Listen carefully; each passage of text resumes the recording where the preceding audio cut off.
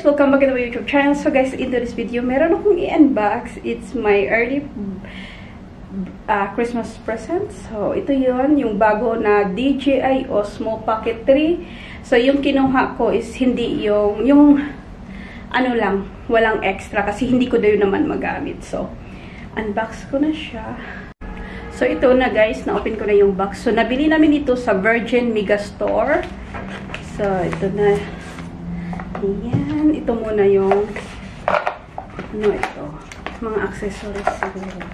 Ito yung ano, hindi ko alam. Ano pong laman dito? Ito yung lead niya or sa charger. And then ito siya yung meron siyang parang para mahawakan ba, wristband or thingy. Ayun na siya sa loob. Meron siya yung mga guide. And, yan lang guide. So, i-open ko ito muna. Ano ito? Parang extra. Ano ba ito? Parang extra battery ba? Hindi ko alam. Oh, may paganito. Wait. So, andito talaga yung laman niya. Ito na. Ayan. May grip talaga yung hawakan niya.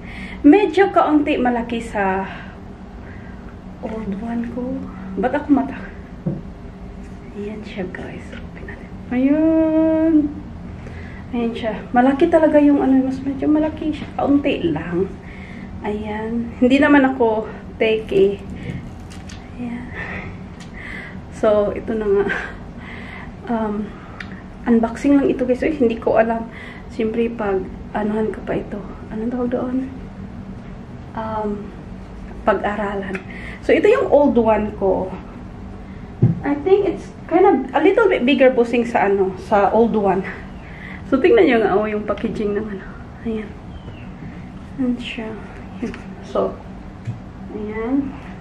A little bit heavy sa old one.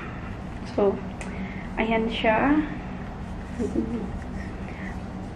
Talagang maliit yung old one. So, ayan. Kaso nga lang, meron din itong extra na gano'n. Battery ba to? Battery ata to? Pwede siyang i-ganon guys. Hindi, mas ano siya, mas lalong maging longer. Okay, so, may prepared ito. Open ko.